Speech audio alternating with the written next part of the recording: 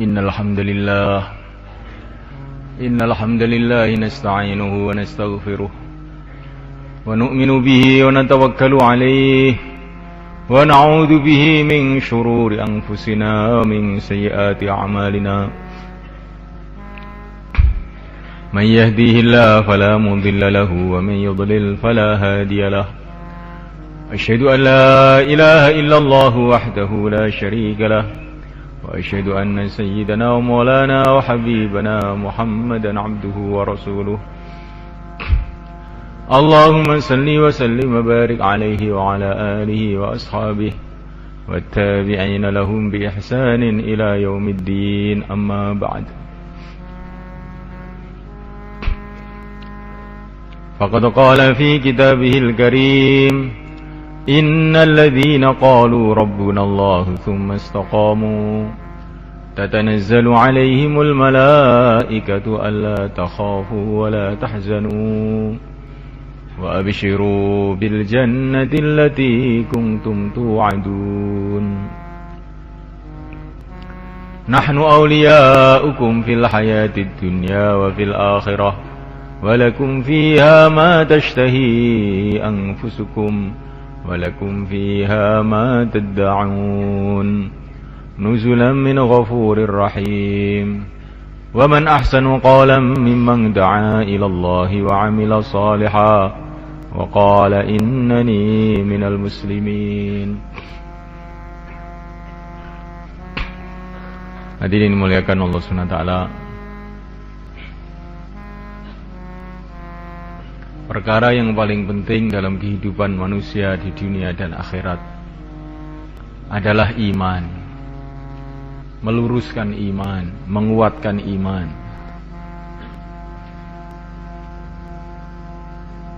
Keyakinan yang benar kepada Allah Subhanahu wa taala.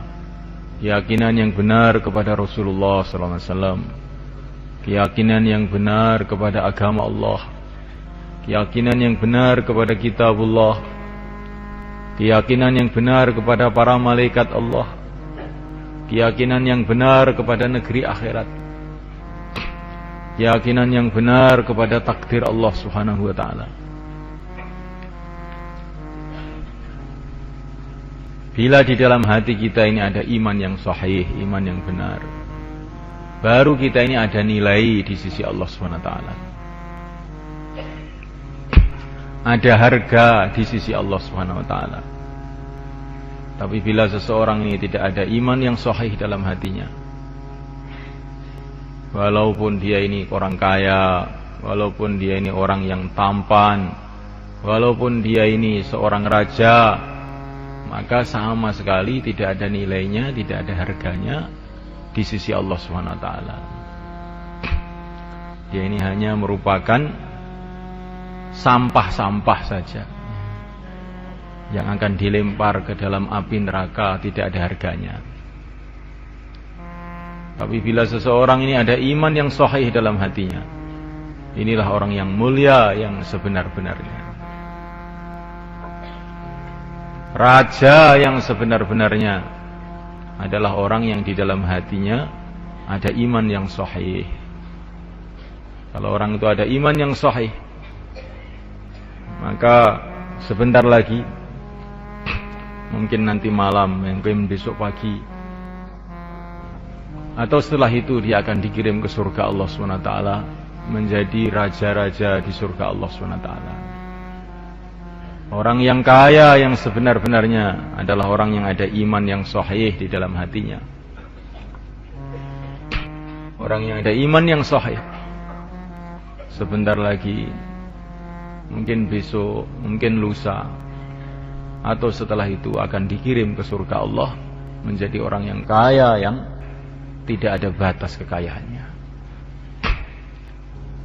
Hadirin dimuliakan Allah SWT. Orang yang beruntung, yang sebenar-benarnya beruntung adalah orang yang iman. Imannya sahih kepada Allah SWT, iman sahih kepada Rasulullah SAW. Sebentar lagi dia akan dikirim ke surga, menghadap kepada Allah, dapat ridha Allah, berkumpul dengan para nabi, para rasul, para wali-wali Allah dalam kehidupan yang kekal abadi, yang selama-lamanya. Tapi bila iman tidak ada atau iman tidak sahih, sudah tidak ada nilainya apa-apa. Memuliakan Allah SWT, maka kita perlu lagi dan lagi mendengarkan pembicaraan masalah iman, berbicara masalah iman, usaha iman, mencari pengalaman iman. Pertama kali usaha iman ini adalah belajar mengenai lafaz iman, yaitu la ilaha illallah. Ini lafaznya iman, bahwa tidak ada yang berhak disembah illallah, selain Allah. Disembah itu apa yang dimaksud? Kata para ulama, disembah itu maksudnya adalah dicintai dengan sebenar-benarnya, ditakuti dengan sebenar-benarnya, sehingga ditundui dengan sebenar-benarnya. Itu namanya disembah. Yang berhak untuk dicintai dengan sebenar-benarnya hanyalah Allah Subhanahu wa ta'ala. Yang berhak ditakuti dengan sebenar-benarnya hanyalah Allah Subhanahu wa ta'ala. Yang berhak ditunduki dengan sebenar-benarnya hanyalah Allah Subhanahu wa ta'ala. Yang berhak diharap hanya Allah Subhanahu wa ta'ala. Karena semua kebaikan yang ada di dunia, yang ada di akhirat, yang ada sekarang, yang akan datang, yang telah lalu, hanya Allah yang bisa mendatangkannya. Maka yang berhak untuk diharap, berhak untuk dicintai hanyalah Allah SWT. Kita ini baru melihat makhluk-makhluk Allah saja bisa tergila-gila. Ya. Melihat makhluk-makhluk Allah saja bisa tergila-gila. Makhluk-makhluk Allah yang ada di dunia ini,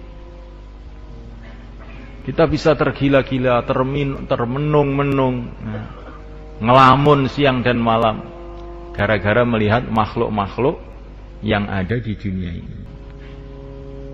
Padahal malaikat Allah, semua keindahan-keindahan yang ada di dunia ini tidak ada apa-apanya dibanding keindahan yang ada di surga. Seluruh keindahan yang ada di surga itu bila dilipatkan berjuta-juta kali, bermiliat-miliat kali, bertriliun-triliun kali, sampai tidak ada batasnya, tidak ada apa-apanya sama sekali dibandingkan dengan keindahan penciptanya Allah Subhanahu wa ta'ala. Seumpama manusia ini kenal kepada Allah Subhanahu wa ta'ala, maka tidak ada yang dicintai selain Allah. Maka ketika ahli surga melihat surga, lupa dengan dunia. Betul-betul mereka merasakan dunia ini betul-betul tidak ada nilainya sama sekali. Tapi ketika ahli surga tadi diizinkan untuk menghadap kepada Allah, mereka berteriak-teriak, ya Allah, ya Allah. Mereka lupa dengan surga semuanya, lupa dengan seluruh kenikmatan surga. Hadirin yang dimuliakan Allah Subhanahu wa ta'ala, kita melihat kesusahan-kesusahan yang ada di dunia ini, kita sudah ngeri. Kesusahan-kesusahan yang ada di dunia ini sudah mengerikan, membuat kita menggigil ketakutan. Kesusahan semua yang ada di dunia ini tidak ada apa-apanya dibanding kesusahan yang ada di neraka.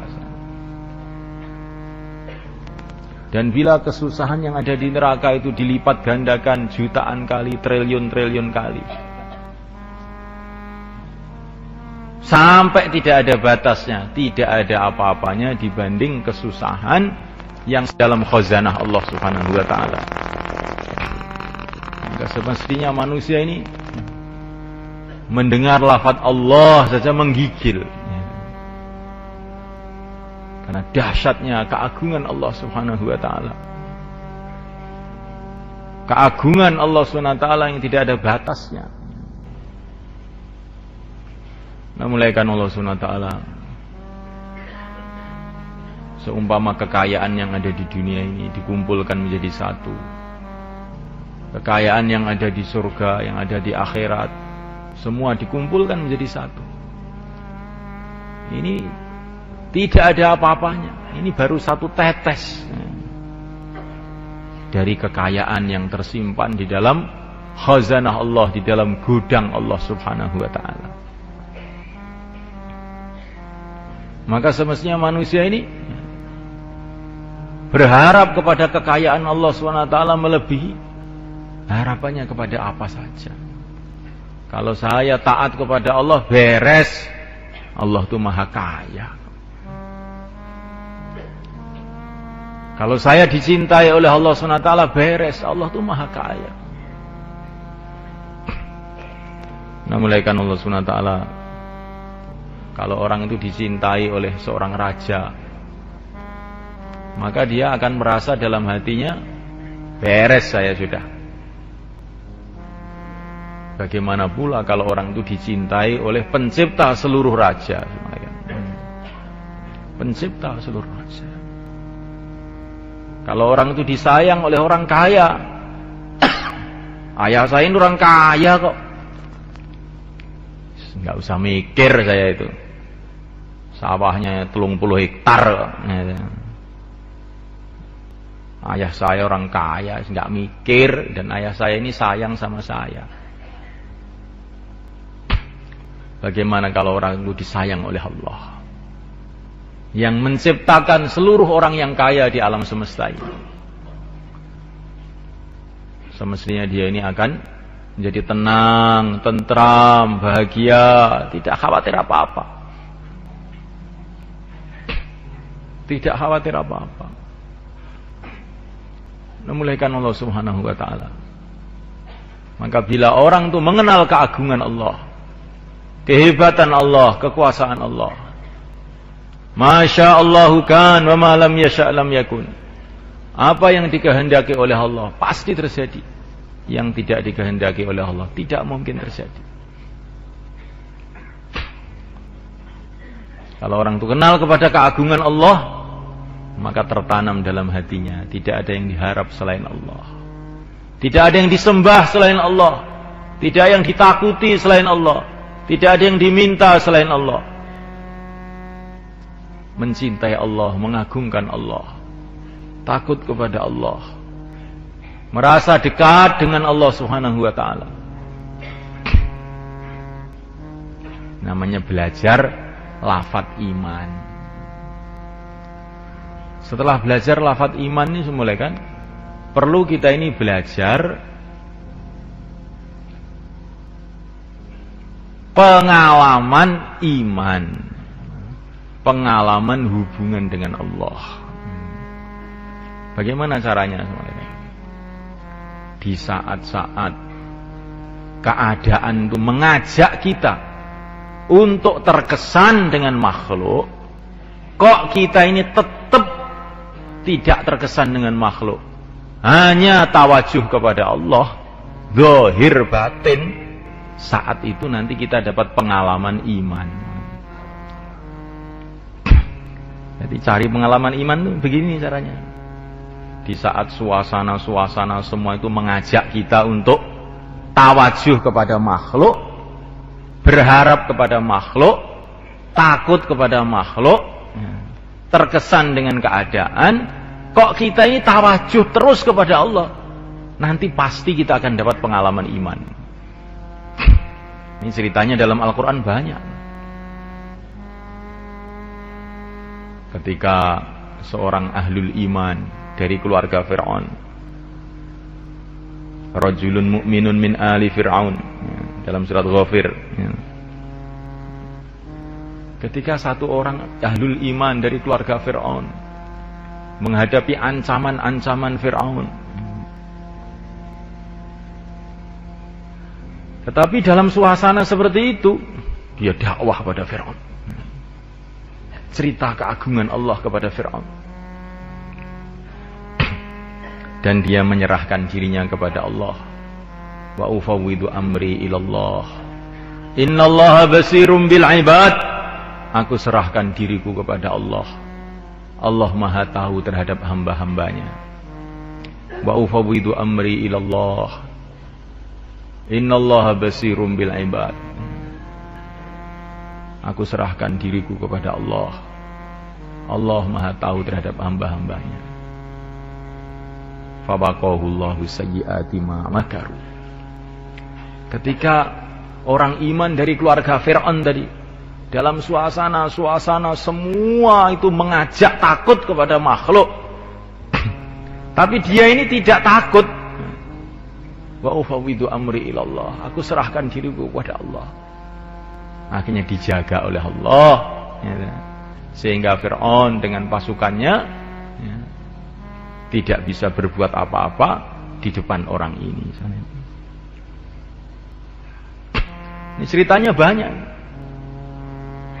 Para nabi, orang-orang iman dahulu, para sahabat diceritakan dalam Al-Quran. Alladzina qala lahumun nasu innan nasa qad jama'u lakum fakhshawhum fazadahum imana wa qalu hasbunallah wa ni'mal wakil. Datang orang-orang kepada para sahabat memberitahu, oh musuh-musuh sudah siap untuk mengganyang kamu semua. Ini suasana itu mengajak orang itu tawajuh pada makhluk, mengajak orang itu ketakutan kepada makhluk. Tapi para sahabat mengucapkan hasbunallah wa ni'mal wakil. Cukup Allah saja, sebaik-baiknya yang diserahi segala urusan adalah Allah. Akhirnya datang pertolongan Allah kepada para sahabat. Yang dikhawatirkan, yang ditakut-takutkan tadi ternyata tidak bisa apa-apa. Pasukan-pasukan Mekah yang akan menyerbu sahabat malah pada pulang semua. Ini pengalaman para nabi dulu, pengalaman para sahabat dulu. Suasana mengajak untuk tawajuh pada makhluk, kok tidak mau tawajuh sama makhluk, tetap tawajuh pada Allah. Alamat ini akan dapat pengalaman iman. Seperti Nabi Musa juga, depannya lautan, belakang pasukan Fir'aun. Teman-temannya semua, inna lamudrakun. Sudah, kami hancur. Suasana mengajak tawajuh pada makhluk, teman-teman mengajak tawajuh pada makhluk. Ya. Tapi Nabi Musa, kalla inna ma'ya rabbi sayahdin. Jangan begitu, Tuhanku bersama aku. Inna ma'ya rabbi, Tuhanku bersama aku. Dia akan memberikan petunjuk pada aku. Akhirnya datang pertolongan Allah kepada Nabi Musa. Lautan dibelah menjadi jalan raya. Kalau dalam bayan begini mulai kan, memang semua mengajak tawajuh pada Allah. Ya enggak? Semua mengajak tawajuh pada Allah, terus kita tawajuh pada Allah. Ini bagus. Tapi yang lebih bagus lagi kalau kita ingin dapat pengalaman, suasana mengajak tawajuh pada makhluk, suasana mengajak berharap pada makhluk, takut pada makhluk, kok kita tetap tawajuh pada Allah. Nanti kita dapat pengalaman. Dapat pengalaman. Nah, mulaikan Allah Subhanahu wa taala. Ini orang mau jaulah. Ketika mau berangkat, tiba-tiba istrinya berteriak-teriak, Pak, ada apa? Ini anak kita hilang, Pak. Loh, hilang? Nah, bagaimana kok bisa hilang? Ya nggak tahu, tadi jalan-jalan di depan itu saya cari kemana-mana nggak ketemu. Ya saya mau jaulah. Ya penting jaulah apa penting anak? Katanya istrinya. Dia merenung. Kalau sudah ditanya begitu bagaimana kira-kira? Penting jaulah apa penting anak? Bingung ini. Bayan 20 tahun ini jadi lupa semua. Ya kan? Direnung. penting jauhlah katanya. Penting jauhlah, karena jauhlah ini perintah Allah. Kalau saya menjalankan perintah Allah, nanti akan dapat ridho Allah, dapat pertolongan Allah. Langsung jauhlah. Jauhlah taskil, bentuk jamaah. Setelah bentuk jamaah mau kencing di belakang masjid, tiba-tiba ada orang berteriak-teriak, Pak, ini ada anak kecil di sini, anaknya siapa Pak ini? Balah, anak saya ini. Masya Allah. Jadi orang itu kalau suasana itu mengajak kepada makhluk, kok dia tetap tawajuh kepada Allah, itu nanti dia dapat pengalaman macam-macam.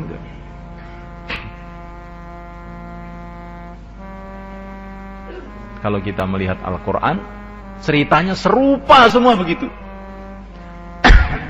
Kapan pertolongan Allah datang pada para nabi, para rasul, para sahabat, para wali-wali Allah zaman dulu, ketika suasana mengajak kepada makhluk, tapi mereka tetap tawajuh pada Allah. Termasuk Nabi Ibrahim alaihissalam. Tangannya ditali sama Namrud, kakinya ditali sama Namrud, dilemparkan dalam api. Semua suasana mengajak untuk tawajuh pada makhluk, tapi beliau tidak terkesan dengan suasana ini, tetap tawajuh pada Allah.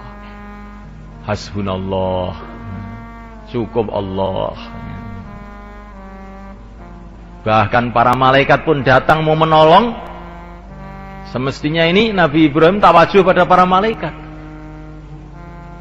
Wah, ini datang para malaikat ini.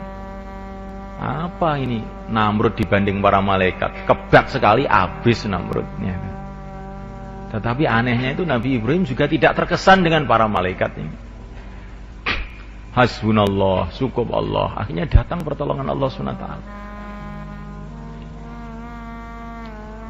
Nah, kita ini kalau sudah mengalami seperti ini, nanti dapat pengalaman. Tapi kalau baru dengar bayan, nulis bayan, dengar bayan, nulis bayan, menyampaikan bayan, itu baru belajar lafadznya iman namanya. Tapi kalau keluar di jalan Allah, dengan menghadapi macam-macam masalah, tetap tawajuh kepada Allah, nanti dapat pengalaman.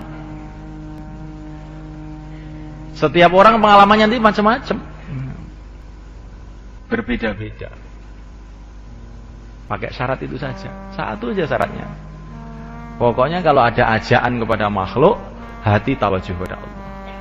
Makhluk nggak bisa, makhluk nggak bisa.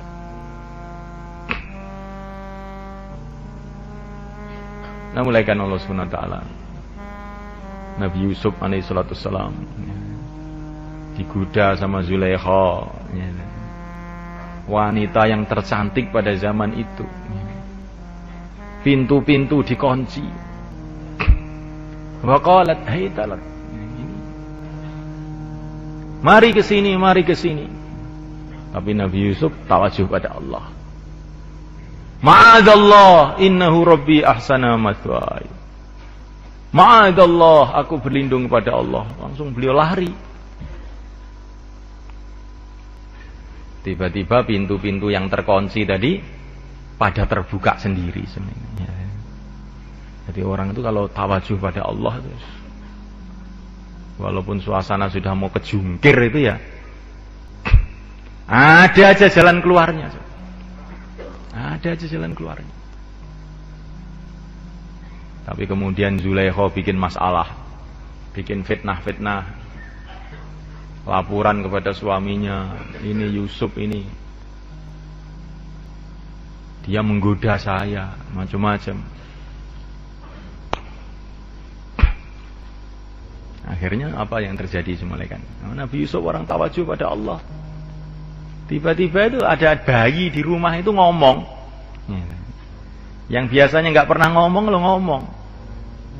Bayi masih digendong, belum bisa ngomong, tahu-tahu ngomong.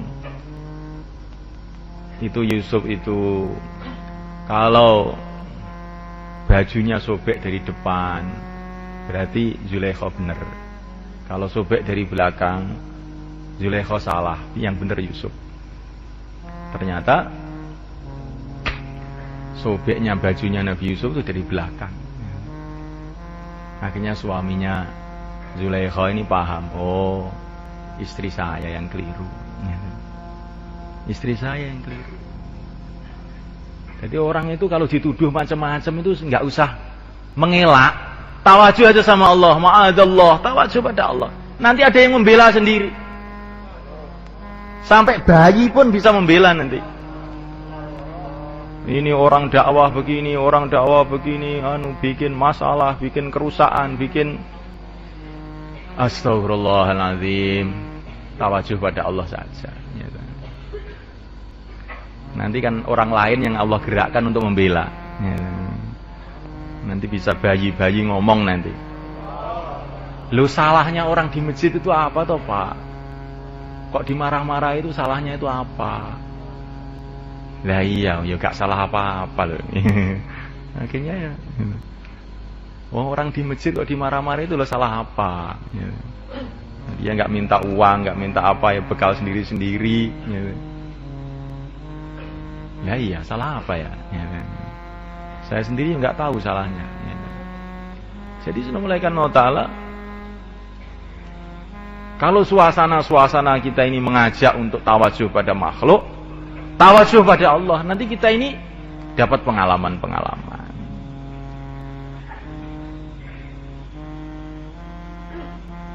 Jangan kalau ingin marah dilampiaskan marahnya, ingin membela diri dilampiaskan pembelaannya. Itu nanti kita ini nggak dapat pengalaman iman. Kalau ingin kita dapat pengalaman iman, kalau mau marah ditahan, tawajuh pada Allah. Nanti Allah Subhanahu wa ta'ala akan berikan macam-macam nusrahnya kepada kita. Allahu waliyyu man sakat. Katanya para ulama, Allah itu akan membela orang yang diam. Allahu waliyyu man sakat. Allah itu membela orang yang diam. Jadi kalau orang itu dicaci maki begini wis diam, nanti Allah yang membela. Tapi kalau kita ini ganti juga marah, ya nanti kita pertandingan tinju, ya, pertandingan tinju. Ya. Jadi tontonan orang. Maka satu hari ada orang mencaci maki Abu Bakar, dicaci maki begini. Nabi mendengar itu senyum aja. Lama-lama Abu Bakar nggak tahan, ganti mencaci dia. Maka Nabi langsung marah dan pergi. Maka Abu Bakar terkejut, kenapa ya Rasulullah engkau pergi?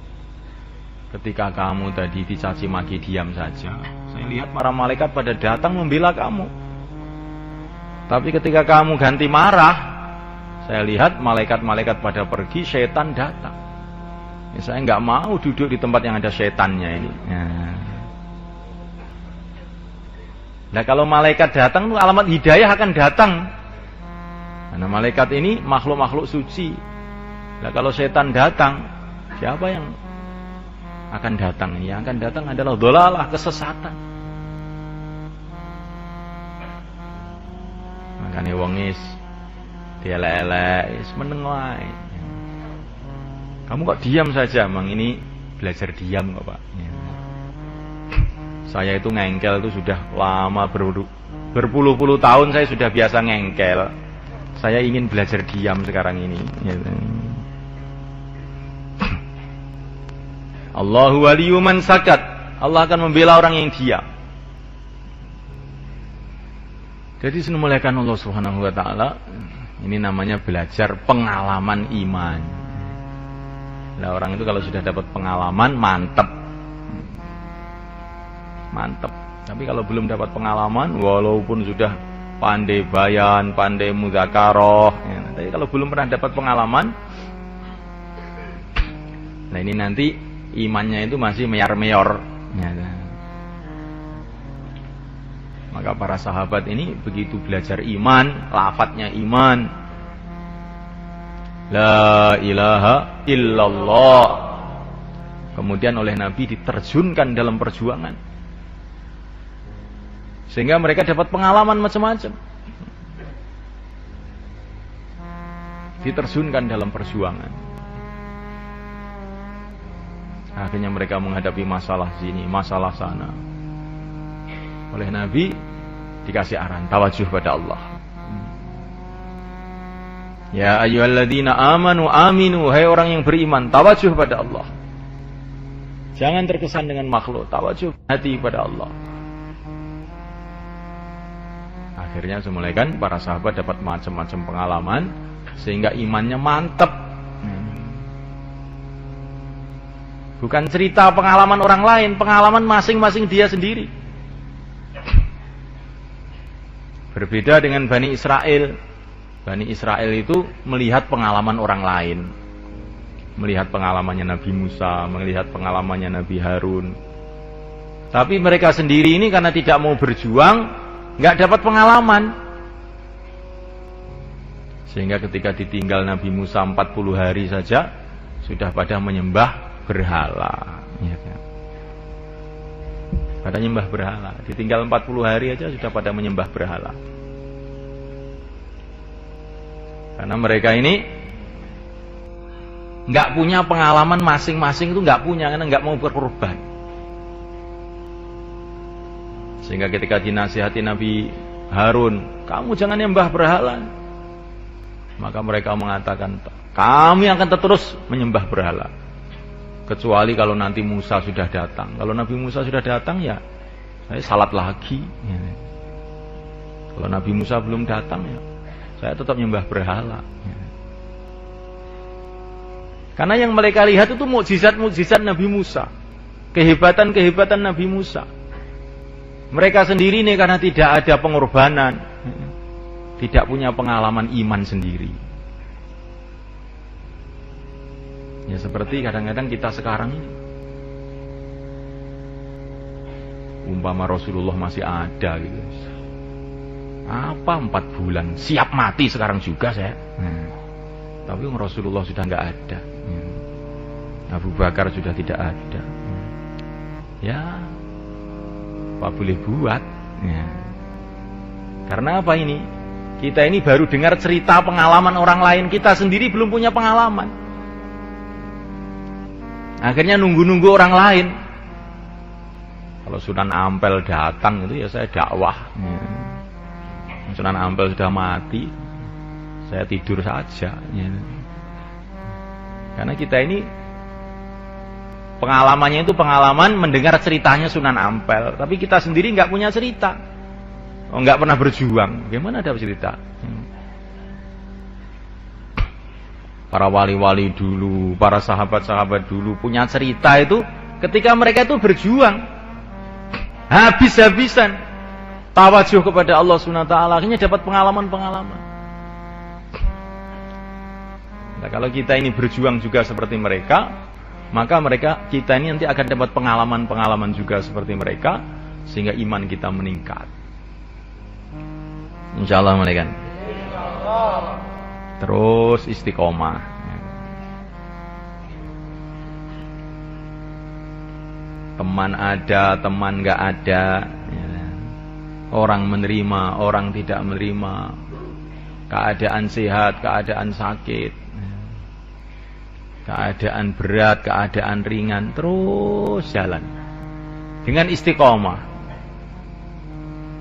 dan dengan tertib. Apa-apa dimusyawarahkan, karena amalan dakwah ini tanpa musyawarah ini seperti sholat nggak wudu ya kan? Dakwah itu harus pakai musyawarah.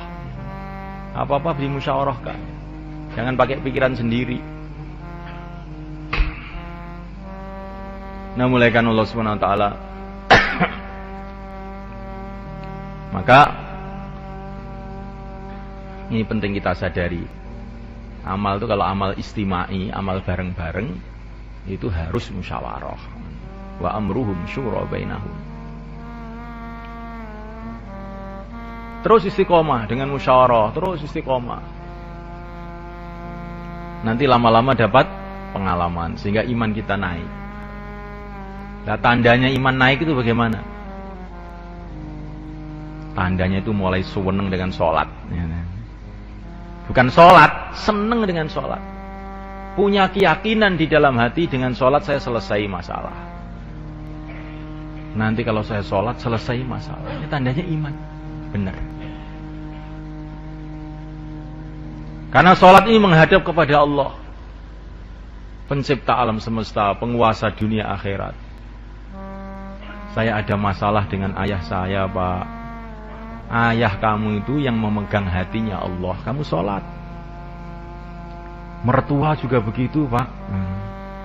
Itu istri saya itu dipengaruhi mertua saya. Oh, begitu. Mertua kamu, istri kamu, hatinya di tangan Allah. Kamu sholat. Tapi kalau sholat, tawajuh kepada Allah. Jangan tawajuh sama mertua. Nanti karena ada masalah dengan mertua, mulai Allahu Akbar sudah mertua. Dalam hatinya itu nggak merasa menghadap pada Allah, menghadap pada mertua. Akhirnya tidak ada nilainya sholatnya itu tadi.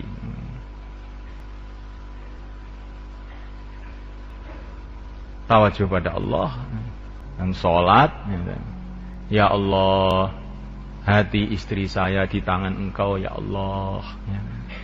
Dia tidak bisa berbuat apa-apa, ya Allah, tanpa Engkau. Berikanlah perubahan dalam hati istriku. Mertua saya juga hamba-Mu, ya Allah, yang menciptakan hatinya Engkau, yang mengendalikan hatinya Engkau, yang mengendalikan otaknya Engkau, yang mengendalikan mulai pucuk rambut, pucuk kaki, pucuk kukunya adalah Engkau. Gerakkanlah dia untuk kebaikan, membantu saya dalam perjuangan dakwah ini. Nah, begitu soalnya. Jangan sambat saja. Nyata. Sebetulnya saya ini juga ingin, tapi gimana ya? Mertua saya ini, istri saya ini. Tapi itu boleh saja, tapi tapinya yang benar. Tapi yang kuasa itu hanya Allah.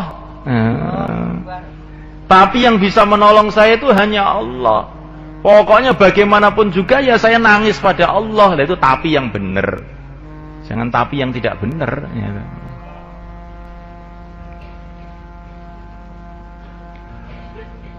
Memuliakan Allah Subhanahu wa taala. Salat untuk menyelesaikan masalah. Orang dikasih kesempatan menghadap pada Allah 5 kali. Kok masih bingung saya banyak masalah? Lebih itu jane.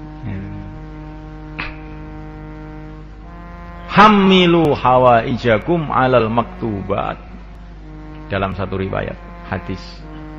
Bawalah hajat-hajat kamu itu di dalam sholat-sholat fardu. Wah, ini Allahu Akbar. Kesempatan menyelesaikan masalah saya ini. Nah, gitu loh. Ini kesempatan menyelesaikan masalah. Menghadap pencipta alam semesta, penguasa jagat raya. Selesai masalah ini. Kalau orang menghadap kepada Allah, kemudian dia ini dalam hati ada rasa belum cukup untuk menyelesaikan masalah dia, maka imannya berarti sudah rusak. Rusak. Gawat, rusak berat ini. Menghadap kepada Allah kok belum merasa bisa selesai. Nah, siapa yang akan bisa menyelesaikan kalau Allah nggak menyelesaikan?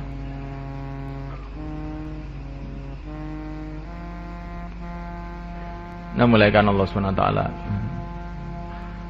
Dan kalau orang itu imannya itu lurus, ada tandanya senang dengan ilmu. Belajar ilmu itu senang. Karena apa? Ilmu itu untuk mengetahui apa perintah Allah, apa larangan Allah, apa adab sopan santun hidup di bumi Allah, di depan Allah, didengar oleh Allah. Jadi belajar ilmu itu bukan supaya dipanggil jadi ustadz, bukan. Bukan dikatakan ini Pak Kiai ini karena sudah ngaji 20 tahun ini. Bukan itu maksudnya. Bagi orang beriman tuh ilmu itu penting karena untuk supaya tahu perintah Allah itu apa. Saya ini disuruh apa? Saya ini hamba Allah, tinggal di bumi Allah, di bawah kolong langit Allah. Terus sekarang ini saya ini disuruh oleh apa? Disuruh apa oleh Allah?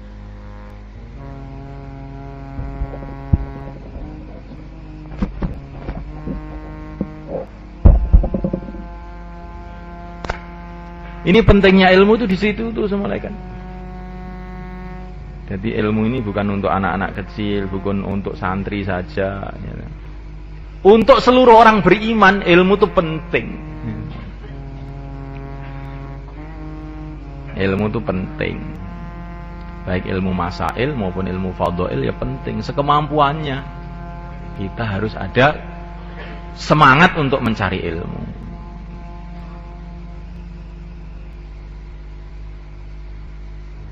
Jangan kemudian kita ini salah paham, cari ilmu nggak diamalkan, apa gunanya? Ya kalau tidak ada ilmunya, ngamalkannya bagaimana? Ya kan? Wong sudah punya ilmu aja masih sulit mengamalkan, apalagi nggak punya ilmu, tambah belas, ya kan? Tambah sama sekali jadinya. Ya kan?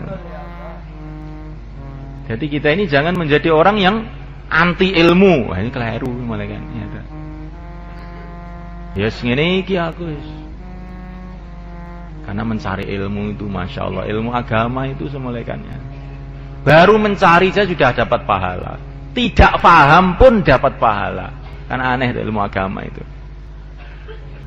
Baru berangkat saja malaikat-malaikat sudah menghormat kepada kita.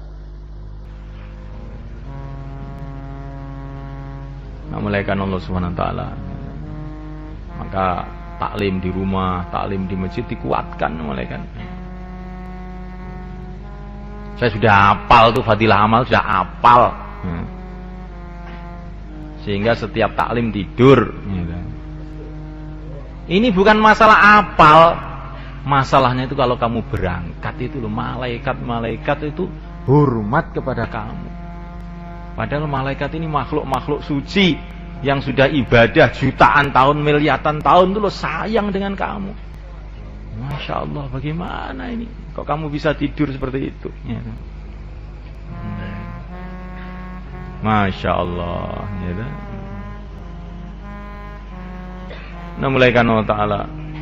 Kalau iman itu benar, orang itu seneng dengan zikir.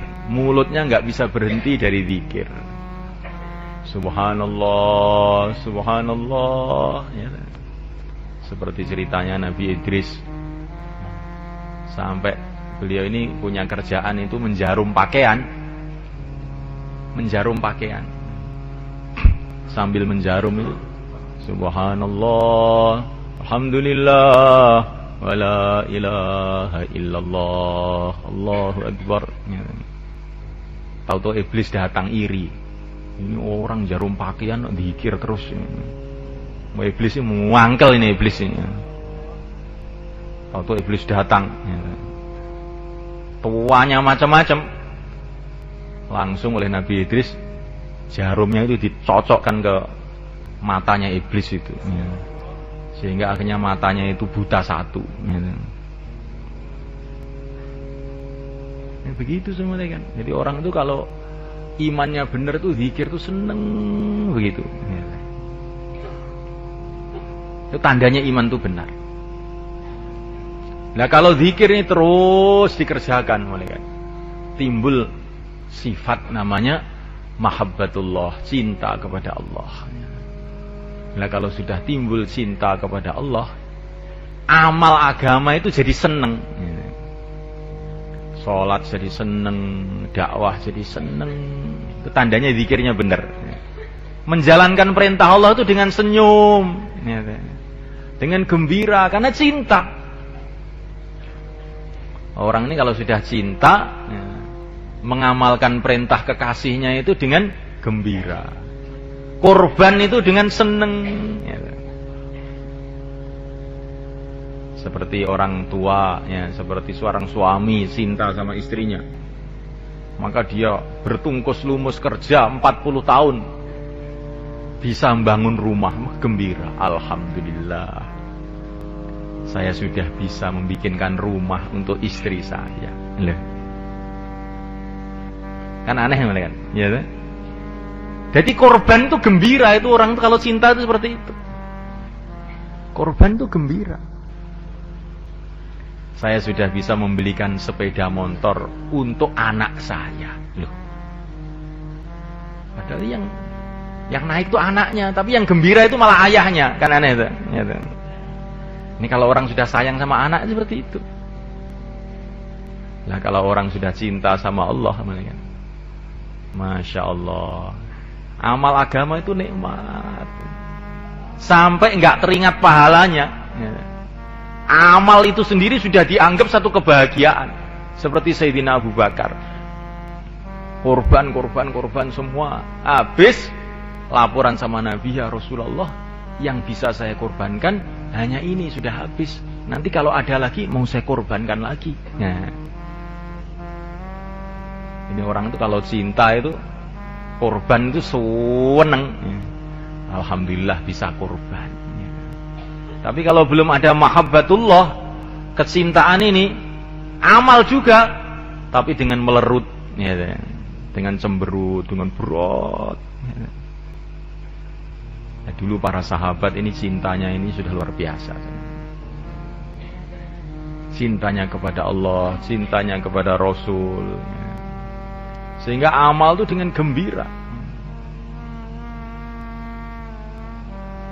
Dalam medan pertempuran, ditusuk dadanya oleh orang kafir, tapi mereka berteriak, "Fustu wa rabbil Ka'bah." Beruntung aku demi Tuhannya Ka'bah. Karena saya sudah bisa korban. Karena sudah bisa korban, beruntung saya. Nah, ini para sahabat. Di korban itu seneng. Apa senengan kamu Abu Bakar? Senengan saya itu kalau saya bisa mengorbankan harta saya untuk Allah dan Rasulnya. Apalagi kalau bisa mengawinkan anak saya dengan Rasulullah. Jadi pokoknya apa yang bisa korban itu jadi gembira itu Abu Bakar. Semoga kita begitu juga, malaikat. Nah, kalau amal sudah cinta ini, malaikat, sholat satu malam nggak terasa, ya, orang sudah seneng. Ya. Seperti ceritanya Fudail ibnu Iyad, dia ini punya kekasih seorang wanita, malaikat. Maka dia ini malam-malam hujan-hujan pergi ke rumahnya kekasihnya itu. Tapi orang zaman dulu, malaikat, mau masuk rumah nggak berani. Ya, mau assalamualaikum juga nggak berani, dia cuma berdiri aja di halaman itu. Padahal hujan-hujan, nggak terasa sampai pagi. Ya. Cuman berdiri aja. Maju nggak berani, mundur sayang. Ya. Sudah berdiri aja. Maka ketika subuh, hayya 'alas shalah, sholatu khairum, terkejut ya. Loh, sudah subuh. Maka dia ini menangis, Masya Allah. Gara-gara cinta makhluk, saya berdiri semalam suntuk di sini nggak terasa. Seumpama ini untuk cinta kepada Allah, kan jadi wali saya ini. Sudah mulai malam ini, saya mau berdiri semalam untuk Allah. Nah, akhirnya jadi wali. Akhirnya jadi wali, begitu. Jadi kalau kita ini terlanjur mencintai dunia, mencintai makhluk, maka kita ini coba merenung. Saya ini bisa mencangkul di sawah mulai pagi sampai sore. Masya Allah, malu saya sama Allah. Kalau besok saya mau jaulah mulai pagi sampai sore saya. Ya. Bagaimana jalan? Akhirnya kesalahannya malah jadi barokah, itu kayak begitu. Kayak Fudail ibnu Iyad tadi. Pertama kali cinta kepada makhluk, tapi tahu-tahu dibalik jadi cinta kepada Khalik. Ini diantara tanda-tanda zikir masuk dalam hati itu begitu. Amal seneng. Nah, mulaikan Allah SWT. Dan orang itu kalau imannya benar, mulaikan akhlaknya mesti baik. Nggak bisa tidak. Dia 24 jam merasa dilihat oleh Allah, bagaimana akhlaknya nggak baik? Seperti santri itu, kalau nggak ada kiainya itu berteriak sana, berteriak sini, nyolot sana, nyolot sini, ya. Nanti kalau kiainya datang, duduk meneng, diam, ya, seperti wali, ya. Ya, zikir. Ya. Nanti kalau kiainya nggak ada lagi, mencolot lagi, ya. Coba semalekan. Lah seumpama orang ini semalekan merasa dilihat oleh Allah. Allah yang ngasih mata saya tentu maha melihat. Allah yang mengasih telinga saya tentu Allah maha mendengar. Itu diamalkan. Maka dia ini 24 jam akan beradab. Akhlaknya mesti baik. Nggak bisa ngomong seenaknya, itu nggak bisa. Berbuat seenaknya nggak bisa. Nah, mulaikan Allah SWT, kalau orang itu akhlaknya benar, mulaikan Allah Ta'ala, maka kalau orang itu imannya benar, maka amalannya semua ikhlas. Nggak ada pertimbangan lain, tuh nggak ada. Untuk apa amal? Untuk manusia. Sedangkan manusia tidak bisa menentukan nasib saya. Nasib saya di tangan Allah, maka amal saya hanya untuk Allah saja. Nah, mulaikan Allah SWT, kalau orang itu imannya benar, mulaikan. Dia tidak bisa menahan diri dari dakwah. Seperti Sayyidina Abu Bakar. Sayyidina Abu Bakar itu dakwah terus mana? Akhirnya orang-orang Quraisy marah. Pokoknya kalau kamu masih terus dakwah, diusir dari Mekah kamu. Geger wis. Di Mekah itu geger. Kalau kamu mau amalkan agama kamu di rumah kamu, tapi jangan ngajak-ngajak orang. Katanya orang Quraisy, toleransi. Jadi orang Quraisy sudah kenal toleransi juga, ya kan? Toleransi itu madhabnya orang Quraisy sana, ya kan? Jahiliyah, zaman jahiliyah, ya kan? Abu Bakar, kalau kamu mau mengamalkan agama kamu, terserah. Tapi di rumah kamu, jangan mengaruhi orang. Kalau kamu masih mengaruhi orang, awas nanti. Gawat ini nanti. Abu Bakar pertama kali ngalah sebentar. Dia pulang ke rumah. Tapi pulang ke rumah nggak tahan, mulai kan beliau. Bagaimana orang-orang saya biarkan berbondong-bondong masuk neraka? Bagaimana orang saya biarkan tidak mengenal Allah yang menciptakan mereka? Sehingga dia duduk di rumah itu nggak kuat. Tetapi mau keluar ini, wah nanti orang-orang marah semua. Akhirnya dia punya ide, Abu Bakar punya inspirasi, punya ide. Sudah, sekarang saya tak bangun musola di depan rumah. Akhirnya beliau bangun musola depan rumah. Beliau di situ baca Quran keras-keras. Akhirnya anak-anak orang Quraisy pada datang semua dengarkan bacaan Quran beliau ini. Dengarkan, terkesan, seneng mereka. Wah, orang-orang Quraisy geger lagi. Nah, ini ternyata dakwah lagi nih Abu Bakar. Jadi sudah mulaikan Allah Ta'ala, orang itu kalau imannya benar nggak bisa kok diam tuh nggak bisa, nggak bisa. Nah, mulaikan Allah Subhanahu Wa Ta'ala, kalau orang itu imannya benar, dalam hatinya ada keyakinan kepada Allah Subhanahu Wa Ta'ala.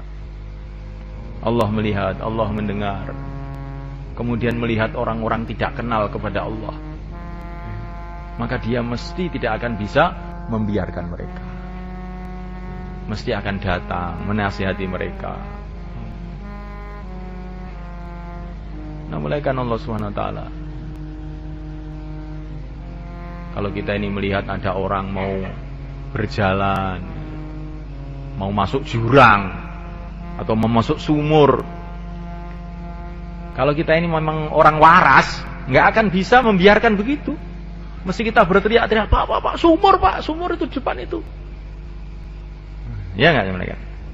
Kalau orang itu ada keyakinan bahwa di depan sana ini kalau orang itu tidak amal agama adalah sumur jahanam, ya, bagaimana orang itu bisa diam, ya kan? Membiarkan orang maksiat, membiarkan orang tidak kenal agama, nggak bisa diam. Jadi orang itu diam tuh sebetulnya karena dia ini imannya ini melemah sebenarnya. Kalau orang itu imannya benar, nggak akan bisa diam. Mesti dia akan mengingatkan orang, mesti dia akan mengajak orang. Maka iman dengan dakwah itu nggak bisa berpisah. Orang-orang ahlul iman semua ahli dakwah. Para nabi, para rasul, para sahabat, para wali-wali Allah, semua ahli dakwah semua. Wal mu'minuna wal mu'minatu ba'duhum awliya'u ba'd ya'muruna bil ma'rufi wa yanhauna 'anil munkar. Orang iman laki-laki maupun wanita saling bantu-membantu satu sama lain.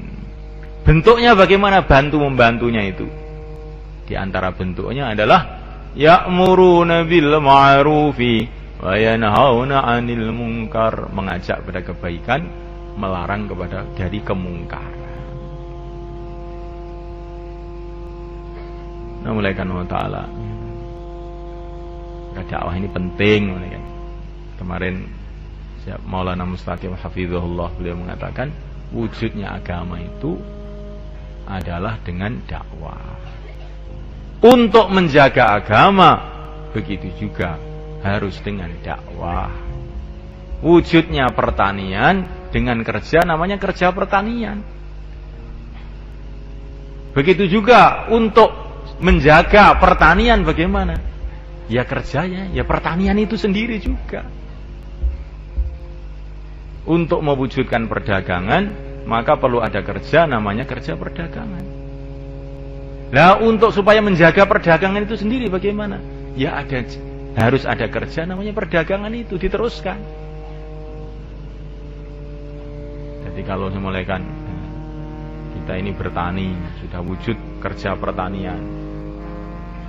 Wujud kerja pertanian 100 tahun, 500 tahun. Karena kita sudah kerja pertanian terus-menerus turun-menurun 500 tahun. Nah, sekarang ini kerja pertanian sudah kita buat selama 500 tahun. Oleh karena itu, sekarang kita sudah tidak perlu kerja pertanian lagi. Ya. Maka kita tidak perlu kerja pertanian lagi. Akhirnya jadi apa yang terjadi apa kira? Ya langsung sawah-sawah kita bertahap-tahap akan rusak semua. Seperti kita sekarang ini di Jawa ini. Dulu Wali Songo sudah dakwah tungkus lumus siang malam selama 40 tahun sehingga seluruh orang Jawa telah masuk Islam. Oleh karena itu sekarang sudah tidak perlu dakwah lagi. Ya, begitu semuanya. Saya ini sudah makan selama 40 tahun. Maka oleh karena itu mulai hari ini kita sudah tidak perlu makan lagi. Sudah terlalu lama kita makan ini. Begitu semulaikan. Jadi semulaikan untuk supaya kita ini bisa hidup, asbabnya ya makan minum itu. Untuk meneruskan hidup ya asbabnya makan minum itu juga. Ini ketentuan Allah, sunnatullah untuk manusia. Untuk mewujudkan agama perlu dakwah. Untuk meneruskan wujudnya agama ini juga harus terus dakwah, terus dakwah. Dakwah ini kerja permanen umat. Sebagaimana ibadah juga kerja permanen umat. Jadi umat Islam ini kerja permanennya itu dua, ya ibadah, ya dakwah. Dua-duanya. Mulai awal. Karena Nabi kita, baginda Muhammad SAW adalah Nabi yang terakhir. Maka mulai awal pertama kali Nabi kerja di Mekah, diutus oleh Allah di Mekah, beliau mengajarkan kepada umatnya itu dua kerja sekaligus, dakwah dan ibadah, langsung sekaligus. Orang diajak ibadah, orang diajak dakwah, mulai awal-awal. Baru orang masuk Islam satu, yaitu Sayyidina Abu Bakar As-Siddiq radhiyallahu ta'ala anhu, hari itu juga ibadah, hari itu juga dakwah.